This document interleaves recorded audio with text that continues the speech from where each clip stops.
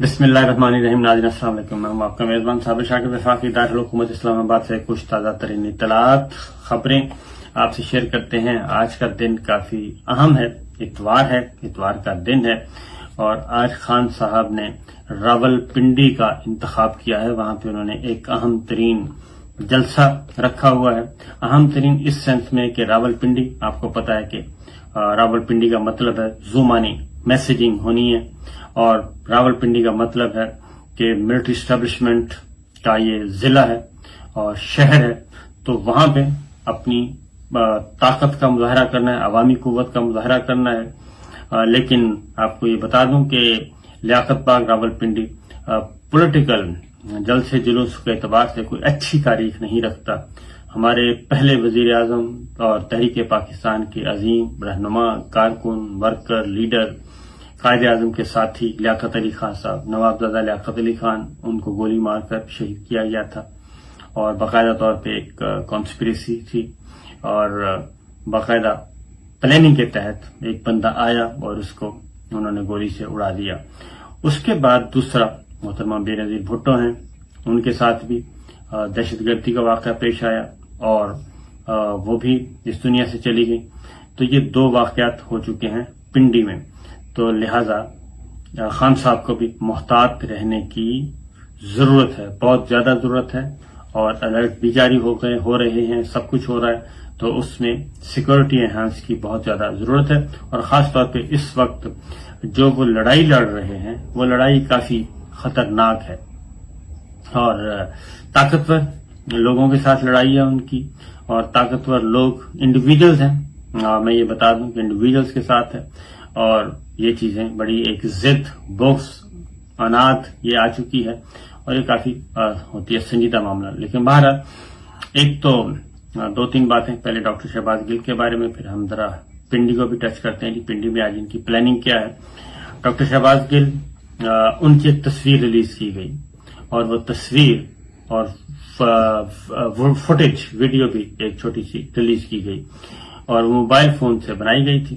اس کو باقاعدہ طور پہ وزیر اطلاعات و نشریات مریم اورنگزیب صاحبہ نے سوشل میڈیا کے بھی حوالے کی. اس کے بعد سارا دن ایک تماشا بنا رہا اور ابتدائی طور پہ فرسٹ لوگ پہلی نظر میں نے بھی سمجھا شاید یہ ڈاکٹر شہباز گل ہی ہوں, لیکن اس کے بعد کچھ ہی ٹائم کے بعد اس کا تیا پانچا ہونا شروع ہو گیا. وہ ڈاکٹر شہباز گل نہیں تھے, وہ کسی اور کی فوٹیج تھی اور اس کو ڈاکٹر شہباز گل بنا کے اور ریلیز کر دیا گیا. اور اس کے بعد جو اینٹی عمران پارٹی ہے وہ سب کے سب آ گئے اور انہوں نے اس کو ری ٹویٹ اور کمنٹس اور یہ سب کچھ کرنا شروع کر دیا اور مذاق اڑانا شروع کر دیا.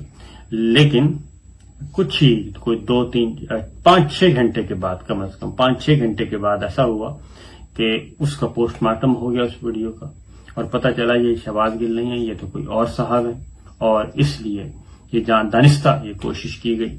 تو وہ ایک بڑا ہی کافی مسئلہ بنا کیونکہ وہ خان صاحب ڈاکٹر شہباز گل جو ہیں اس وقت ان کو ایک مین فگر ہے وہ پاکستان تحریک انصاف کے اور عالمی سطح پہ بھی یہ بدنام ہو رہے ہیں.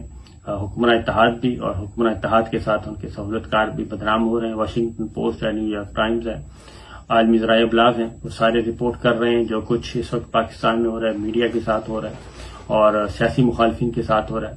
یہ سارے کا سارا ایک ایشو بنتا جا رہا ہے. واشنگٹن ہو, محکمہ خارجہ ہو, امریکی محکمہ خارجہ ہو, وائٹ ہاؤس ہو, سب کے سب اس ایشو کو لے کے چل رہے ہیں کیونکہ ARY کوئی معمولی چینل نہیں ہے. نمبر 1 چینل ہے, سب سے قدیم, سب سے پرانا پہلا چینل ہے پاکستان میں پرائیویٹ اور انڈسٹری میں لے کے آئے تھے, لائسنس ملا تھا.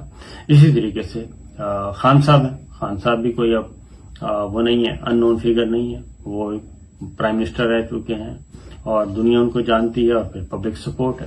تو بہرحال ڈاکٹر شہباز گل کے معاملے میں پہلے تو سن لیں کہ یہ فوٹیج اس پہ ذرا کافی کچھ لیدیں ہو گئی, وہ جعلی ثابت ہوئی اور چونکہ یہ مریم اورنگزیب صاحبہ کو بھی کسی نے فوٹیج دی تھی, یہ فوٹیج چلائیں ورنہ تو ڈاکٹر شہباز گل جو ہے ہمیں کھا پی گیا اور وہ فوٹیج چلائی کچھ تھوڑی دیر کے لیے تو افاقہ ہوا, لیکن اس کے بعد اس سے زیادہ بگاڑ پیدا ہو گیا.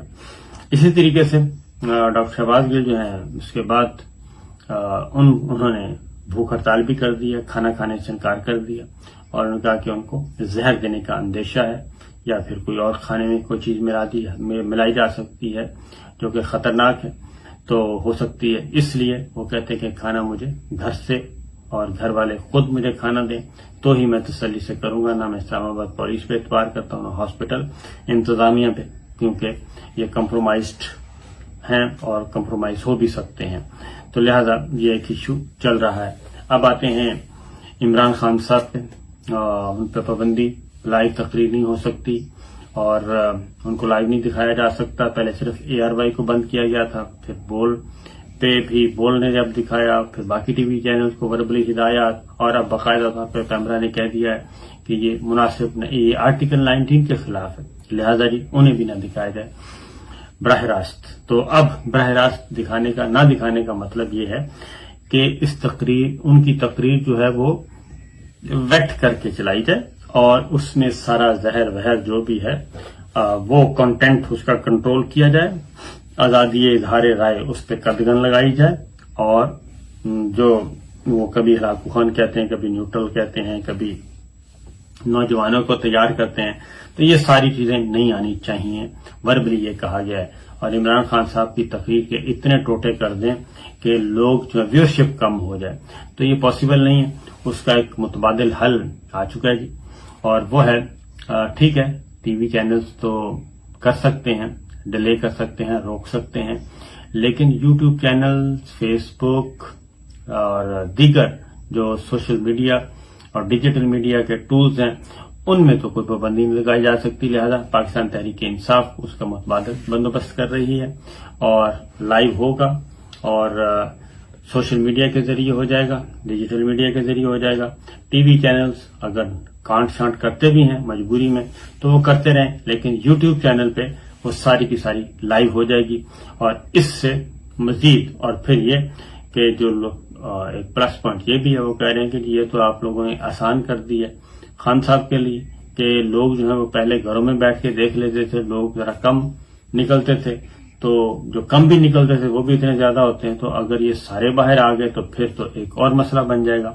لہذا اس پہ بھی اب ہو رہا ہے. لیکن راولپنڈی میں آج وہ خان صاحب جو ہیں کچھ ڈوز دینے والے ہیں, اور ڈوز اچھی خاصی دینے والے ہیں راولپنڈی میں, اور کچھ میسج کرنا چاہ رہے ہیں, کوئی خبردار کرنا چاہ رہے ہیں, کیونکہ جن صاحب جو ہیں وہ تھوڑے سے اگریسو ہوئے ہیں, اور وقت چونکہ ان کے پاس کم ہے. خان صاحب کے پاس تو بتیرا وقت ہے, ان کے پاس وقت کم ہے, اور تیزی سے وقت گزرتا جا رہا ہے. دن, مہینے, اب مہینوں کی بات نہیں رہی, اب ہفتوں کی بات ہے, اور ہفتوں کا کھیل ہے. اس میں یہ 2 اور 2 4 کی طرح تیا پانچا ہو جائے گا, اور کسی نے 9 2 11 ہونا ہے, اور کسی نے قائم رہنا ہے. یہ چیزیں اس وقت چل رہی ہیں. تو آگے ایک اور خبر میں آپ سے شیئر کر لوں جی, اور وہ خبر ہے کہ سیکٹری ڈیفنس لگایا ہے, تعینات کیا ہے. 24 اگست کو انہوں نے چارج سنبھالنا ہے. General lieutenant general retired Hamood uz Zaman sahab, یہ رشتے کے اعتبار سے جنرل صاحب کے جی آرمی چیف کے یہ سمدھی ہیں, اور ان کے بیٹے کے سسر ہیں, اور رشتہ داری ہوئی ہے, شادی وادی ہوئی تھی. اور یہ NCOC کے سربراہ بھی, NCOC کے ملٹری سائڈ سے یہ دیکھتے تھے, سربراہ تو اسد عمر صاحب تھے. تو اس اعتبار سے اب بندے کوئی ایشو نہیں ہے, لیکن جب معاملات ہوں ادارے کے اور اصول اور ضوابط کے, اور پھر خاص طور پہ افواج پاکستان سے, تو مجھے کچھ ریٹائرڈ جو ہیں فوجی بزرگ جو ہیں انہوں نے بتایا ہے کہ جناب ان کی اپوائنٹمنٹ جو ہے وہ چیلنج ہو رہی ہے, کیونکہ یہ از خود ایک مفادات کا ٹکراؤ ہے. کیونکہ آرمی چیف ہوں اور سیکٹری ڈیفنس جو ہے وہ آپس میں رشتہ دار ہوں, تو یہ کوئی اچھا نہیں ہے. اور جو ایک پروفیشنلزم وہ ذرا خراب ہوگی. اور دوسرا یہ ہے کہ وفاقی حکومت نے جو فیصلے کرنے ہوتے ہیں وہ اس میں ہڈل ڈال سکتی ہیں, کیونکہ سیکٹری ڈیفنس نے ہی سمری موو کرنی ہوتی ہے. خواجہ آصف صاحب منسٹر ہیں, اور آپ کو پتہ ہی ہے خواجہ آصف صاحب پہلے ہی ان کے بہت ہی اچھے کلوز ہیں. تو یہ ساری چیزیں وہ کہتے ہیں ریٹائرڈ فوجی بزرگ جو ہیں وہ یہ کہتے ہیں کہ یہ درست نہیں ہے, اصولی طور پہ بھی صحیح نہیں ہے اور ادارے کے لیے بھی اچھا نہیں ہے. اور چونکہ ایک درمیان میں ایک بفر ہوتا ہے سیکرٹری ڈیفنس کا, آرمی چیف جتنا بھی کرتے ہیں یہ خط و خطابت ہو سیکرٹری ڈیفنس کے ذریعے, تو وہی اگر آپس میں رشتہ دار ہوں تو پھر یہ چیزیں جو ہیں بہت صحت مندانہ سرگرمیاں جو ہیں وہ نہیں ہو سکتی. تو اس لیے ان کی اپوائنٹمنٹ کو چیلنج کیا جا سکتا ہے. اب اصلاح مشورہ کر رہے تھے انہوں نے مجھے بتایا کہ ہم ابھی اصلاح مشورہ ڈسکشن کر رہے ہیں اور اس میں وجہ صرف ایک ہی ہوگی اور یہ وجہ زیادہ خطرناک ہے. اس کی وجہ ہے کہ جب اوپن کورٹ میں یہ ساری چیزیں ڈسکس ہوں گی اور رشتہ داریاں ڈسکس ہوں گی, یہ ہوگا وہ ہوگا, تو وہ ایک اچھا میسج نہیں جائے گا کہ جناب یہ ہو کیا رہا ہے. اس کی وجہ یہ ہے کہ یہ سپریم کورٹ میں بھی اس طرح کی چیزیں جو ہیں وہ آنریبل ججز اچھا نہیں سمجھتے, اور اسی طریقے سے سول سائڈ پہ آ جائیں وہاں پہ بھی اچھا نہیں سمجھا جاتا کہ سارا کچھ کی اپنی فیملی ممبرز کا ایک کلب نہ بن جانا چاہیے گورنمنٹ یا کوئی بھی ادارہ. تو اس لیے افواج پاکستان کو خاص طور پہ تو یہ بھی ایک خبر متوقع ہے, اس پہ بھی نظر رکھیں کہ ہو سکتا ہے کہ چیلنج ہو جائے, کیونکہ ابھی 24 اگست میں کافی دن پڑے ہیں, 3-4 دن پڑے ہیں, تو یہ بھی دیکھنا ہے. تو آج راولپنڈی پہ نظر رکھیے جی, کیونکہ اس سے پہلے ہو سکتا ہے خان صاحب کو روکنے کی کوشش کی جائے بنی گالہ میں اور اس تقریر کو روکنے کی کوشش کی جائے, لیکن مجھے لگتا نہیں ہے کہ ان کی تقریر روکی جا سکے گی. کہنا بہت آسان ہے کہ ان کی گرفتاری ہو سکتی ہے, لیکن مقبول ترین جماعت ہے اور مقبول ترین جماعت لوگ اس کو سنتے ہیں, پسند کر رہے ہیں, ان کو فالو کر رہے ہیں اور دن بدن اس میں اضافہ ہوتا جا رہا ہے. ایسی جماعت کے قائد کو اس طریقے سے پابند سلاسل کرنا کوئی اچھا اقدام نہیں ہوگا. ایک اور چیز بڑی حیرت انگیز, امجد شعیب صاحب, لیفٹیننٹ جنرل ریٹائرڈ امجد شعیب, جن کے زباں بندی ہے ISPR نے لگائی ہوئی ہے, وہ بھی ان بزرگوں میں شامل ہیں کہ آپ نے ٹی وی پہ اپیئر نہیں ہونا, کسی ٹی وی پہ اپیئر نہیں ہوں گے اینالسٹ کے طور پہ. تو وہ اس پہ فی الحال عمل کر رہے ہیں. بعض کافی سارے 300 ریٹائرڈ فوجی بزرگ ہیں جن کے لیے یہ ایک عذاب نازل ہوا ہوا ہے کہ ان کا ناطقہ بند کیا ہوا ہے, رزق بند کیا ہوا ہے, پینشن روکی ہوئی ہے, ان کی سوشل لائف ختم کی ہوئی ہے. یہ ساری چیزیں چل رہی ہیں. تو امجد شعیب صاحب سوشل میڈیا پہ, ڈیجیٹل میڈیا پہ اپیئر ہوئے اور انہوں نے بہت سخت گفتگو کی ہے رجیم چینج کرنے والوں کے بارے میں, رجیم چینج کے سہولت کاروں کے بارے میں بہت سخت گفتگو کی ہے. اور انہوں نے کہا ہے کہ یہ جس نے بھی کیا ہے اس کو اللہ تعالیٰ نے معاف نہیں کرنا, یہ قوم بھی معاف نہیں کرے گی اور وہ رسوا ہوگا. بہت سخت گفتگو کی ہے. اس کی وجہ یہ میں بتا دوں کہ جو کچھ بھی ہو رہا ہے ابھی تک کوئی چیز ہضم نہیں ہو رہی, کیونکہ میں نے آپ کو بتایا کہ اب رشتہ داروں کی جب اپائنٹمنٹس آپ شروع کر دیں تو اس کے بعد پیچھے کیا رہ جاتا ہے. ایک افواج پاکستان کے پاس ایک ڈسپلن ہی تو ہے, ایک میرٹ ہی تو ہے. اگر اس کو بھی آپ کمپرومائز کریں, خود ہی کریں اور الزام دوسروں پہ لگائیں تو پھر اس کے بعد ہوتا کیا ہے, پھر یہی ہوتا ہے کہ ریٹائرڈ فوجی بزرگ جو ہیں ان کا پیمانہ صبر بھی لبریز ہو چکا ہے اور وہ اب کھل کر آ رہے ہیں, گفتگو کر رہے ہیں اور بتا رہے ہیں. تو ہمارے ساتھ رہیے گا, انشاءاللہ مزید انفارمیشن آپ کو اگلی ویڈیو میں دیں گے. اجازت دیجیے, اللہ حافظ.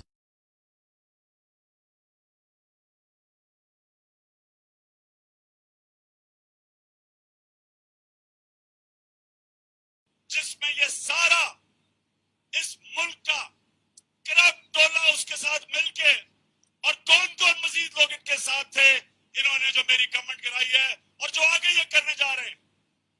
میں یہ اس لیے میرے پاکستانیوں میں نے یہ اس لیے ویڈیو ریکارڈ کروائی ہے کہ اس ملک کی تاریخ ہے کہ کبھی طاقتور کو قانون کے نیچے نہیں لایا جاتا, کبھی طاقتور کا احتساب نہیں ہوتا, ہمیشہ طاقتور بچ جاتا ہے اور کسی اور کے نام پہ جو بھی قتل ہوتا لگتا ہے. میں اس لیے रिकॉर्ड करवा रहा हूं, करवा के रखी हुई है, महफूज रखी हुई है। मैंने सिर्फ इसलिए रखी है कि मैं ये चाहता हूं कि इस बारी इस मुल्क का इंसाफ का निजाम, इस मुल्क की तारीख है, कभी इन्होंने नहीं किसी को पकड़ा जो ताकतवर मुजरिम हो, सिर्फ कमजोरों को पकड़ा जाता है। इसलिए ये लियाकत अली खान के जमाने से लेके अब तक कोई ताकतवर मुजरिम नहीं पकड़ा गया। इसलिए मैं चाहता हूं कि मेरी कौम के सामने सब की शक्लें आए कि कौन कौन इस मुल्क से गद्दारी कर रहा था, किस किस ने गद्दारी की। और मैं दूसरी बात करता हूं, और मैं फिर अपने इंसाफ के निजाम को आपके सामने रखता हूं कि मैंने 3.5 साल में पूरी कोशिश की कि जो 30 साल से मुल्क को लूट रहे थे इनको सजाएं हो, इनके खिलाफ एक्शन लिया जाए। लेकिन जो इस मुल्क के ताकतवर ओहदों पे बैठे थे, जिन्होंने इंसाफ करना था, वो करप्शन को बुरा नहीं समझते थे। वो ताकतवर की करप्शन को वो बुरा नहीं समझते। वो एक्सेप्ट कर बैठे हैं कि इस मुल्क में ताकतवर लोग चोरी करेंगे और कोई पकड़ेगा नहीं। सियालकोट के लोगों, मेरे नबी सल्लल्लाहु अलैहि वसल्लम ने आज से 1500 साल पहले तकरीबन तब ये कहा था कि वो कौमें तबाह हो जाती हैं जिधर छोटा चोर जेल में जाता है और बड़े डाकू को आप नहीं पकड़ते। ये है हमारा तबाही का रास्ता। मैंने जो आपको इस्लामाबाद में बुलाया एक वजह से कि अगर आप नहीं निकलेंगे, अगर ये डाकुओं के खिलाफ जिन्होंने साजिश के तहत आज मुल्क के ऊपर बैठे हुए हैं, अगर आप इनके खिलाफ आप नहीं निकलेंगे मेरे पाकिस्तानियों, ये मुल्क तबाह हो जाएगा। क्योंकि मेरे नबी ने कह दिया था कि जब आप ताकतवर मुजरिमों को, डाकुओं को नहीं पकड़ते और सिर्फ छोटे चोरों को पकड़ते हैं, वो मुल्क बचता नहीं है। हजरत अली रज़ियल्लाहु ताला ने इनके ऐसे मुमालिक के जो ताकतवर डाकुओं को नहीं पकड़ सकते उनके मुतल्लिक कहा कि कुफर का निजाम चल जाएगा, लेकिन जुल्म और नाइंसाफी का निजाम नहीं चल सकता। हमारे सामने तबाही है।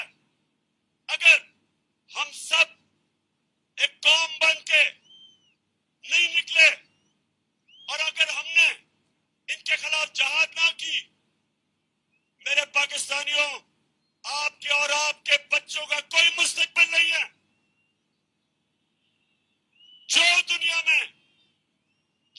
दुनिया में अमीर तरीन मुल्क है, उधर सबसे बड़ी चीज क्या है कि ताकतवर कानून के नीचे, जिसको रूल ऑफ लॉ कहते हैं, कानून की हुक्मरानी जिसको कहते हैं, जो नबी सल्लल्लाहु अलैहि वसल्लम ने मदीना की रियासत में सबसे पहले उन्होंने कहा कि मेरी बेटी भी जुर्म करेगी तो उसको सजा मिलेगी।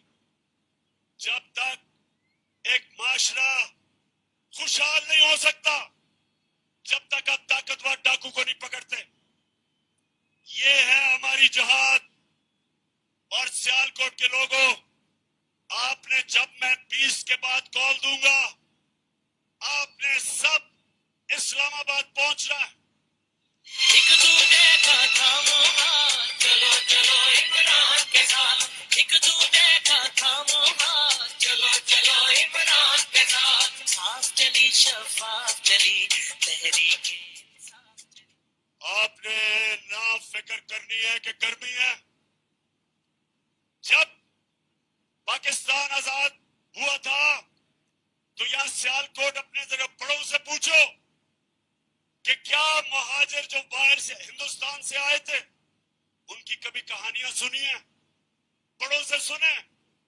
मैं जब लाहौर में बड़ा हो रहा था, جو بھی وہاں سے آئے تھے پنجاب سے, ایسٹ پنجاب سے, جو قتل عام ہوئی تھی مسلمانوں کی, عورتوں کی, بچوں کی, لاکھوں لوگ قربان ہوئے تھے اس ملک بنانے کے لیے.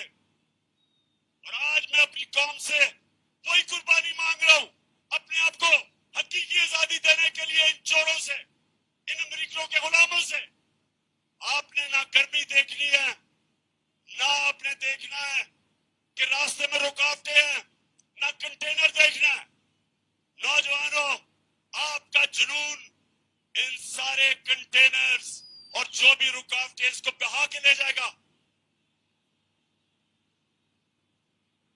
میں اپنے نوجوانوں سے خاص طور پہ آج کہہ رہا ہوں کہ تیاری کریں. انہوں نے 2 دن پہلے ٹرانسپورٹ بند کر دینی ہے, انہوں نے پیٹرول بند کر دینا ہے, انہوں نے انٹرنیٹ بند کر دینی ہے. سو اس سے پہلے تیاری کریں اور یہ دیکھیں گے انشاءاللہ. تیار ہو جاؤ, چیری بلاسم تیار ہو جاؤ, خواجہ وینٹیلیٹر تیار ہو جاؤ, 18 قتل کرنے والے وزیر تیار ہو جاؤ, سب تیار ہو جاؤ. عوام کا سمندر آنے والا ہے اسلام آباد. اب عمران ہی کرے گا سب کپتان, نیا بنے گا پاکستان, نیا بنے گا پاکستان, نیا بنے گا پاکستان. گج کی کھڑا ہے اب عمران, نیا بنے گا پاکستان. سیالکوٹ, سنو میری بات. یہ جو ملک سے ہوا ہے, اب ذرا غور سے سنو. اور میں آج اپنی عدلیہ سے بڑی عاجزی سے آپ سے ایک سوال پوچھ رہا ہوں.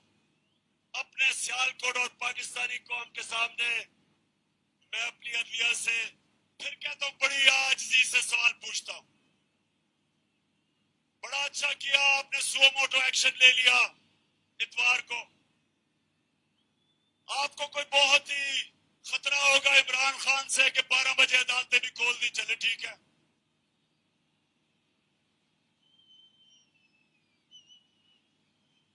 بہت خطرناک ہوں میں, بہت ہی بڑا. میں کوئی ملک سے غداری کرنے جا رہا تھا کہ رات کے 12 بجے عدالتیں کھول دی.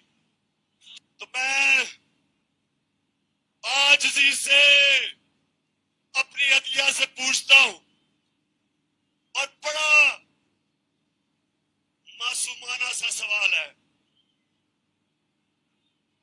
کہ شہباز شریف, اس کا بیٹا حمزہ شریف, اور جو مفرور بیٹا ہوا ہے سلمان شہباز, 24 ارب روپے کے ان کے اوپر FIA کے کیسز ہیں. سنیں ذرا سیالکوٹ, 24 ارب روپے کے کیسز ہیں. پرائم منسٹر پہ, چیف منسٹر پہ, اور جو بھائی بگوڑا ہو چکا ہے.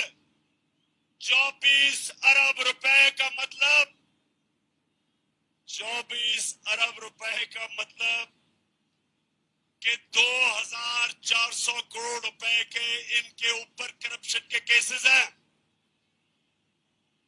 اب میں یہ سوال پوچھتا ہوں کہ مجھے دنیا میں ایک ملک بتا دو کہ FIA انویسٹیگیٹ کر کے آپ کے اوپر یہ کیسز بناتی ہے, اور اقتدار میں آ کے آپ اسی FIA کے اوپر بیٹھ کے اور سب سے پہلے سارے وہ لوگ جنہوں نے کیسز بنائے ان کو فارغ کرتے ہیں. اور پھر اور میں سلام کرتا ہوں ڈاکٹر رضوان آپ کو کہ ایک زبردست FIA کا آفیسر جس میں دلیری تھی, جو دلیر آدمی تھا,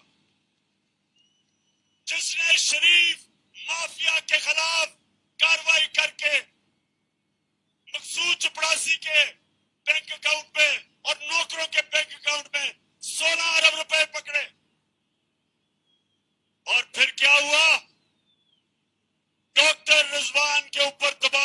गया, हमजा शरीफ ने उसको धमकियां दी और वो डॉक्टर रिजवान शदीद दबाव में था और उसको हार्ट अटैक हुआ, मर गया। कल क्या हुआ है? जो दूसरा ऑफिसर ये शहबाज शरीफ का एफआईए का केस इन्वेस्टिगेट कर रहा था, उसका नाम नदीम अख्तर था, उसको कल हार्ट अटैक हो गया। सियालकोट, उसको भी हार्ट अटैक हो गया कल। मैं ये सवाल पूछता हूं कि ये कैसे है कि माफिया का जो इन्वेस्टिगेट करता है उनके ऊपर किस तरह का दबाव है? किधर है मेरी अदालतें? आपका काम है इनकी हिफाजत करना। कौन आगे से इस मुल्क के कौन से सरकारी नौकर, कौन सी एफआईए, कौन सी एपीआर, कौन से पुलिस ऑफिसर कभी भी आपके सामने खड़े होंगे? इस मुल्क के अदारे कैसे ताकतवर मुजरिमों के सामने खड़े होंगे? पहले ही डरते थे और आप जब फिर साजिश के तहत इन मुजरिमों को ऊपर मुलव्वस कर दिया तो आप मुझे सवाल पूछता हूं अपनी हदिया से, कौन इस मुल्क के इदारों की हिफाजत करेगा?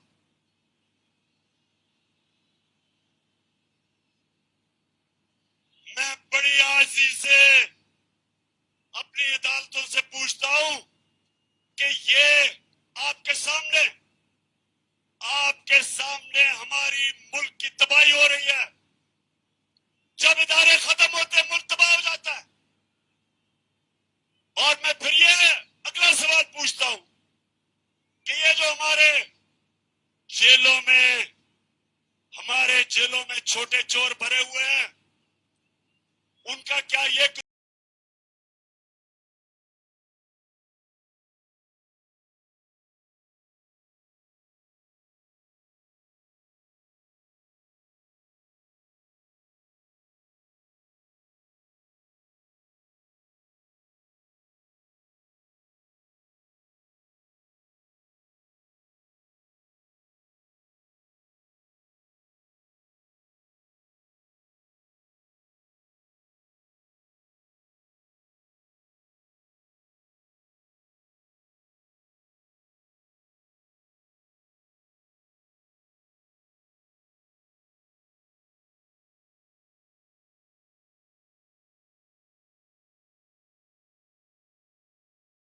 मुतल्लिक हजरत अली ने कहा था, फिर से मैं बताता हूं कि कुफर का निजाम चल जाएगा लेकिन नाइंसाफी और जुल्म का निजाम नहीं चल सकता। मैं आखिर में सिर्फ दो बातें करना चाहता हूं।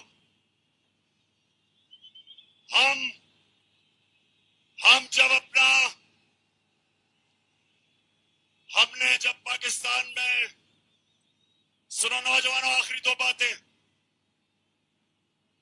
जो हमें मुल्क मिला था 2018 में और जो हमें जब साजिश करके निकाला गया, तो याद रखें, एक वो मुल्क जिसका दिवालिया हुआ था, उस मुल्क के अंदर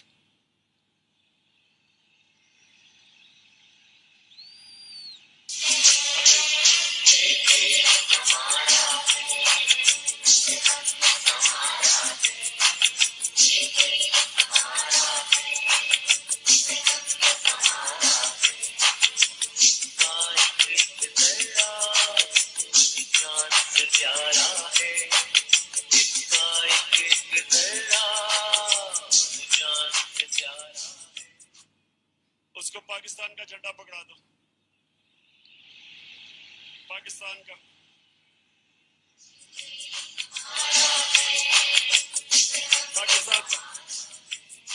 पाकिस्तान, हाँ पकड़ो।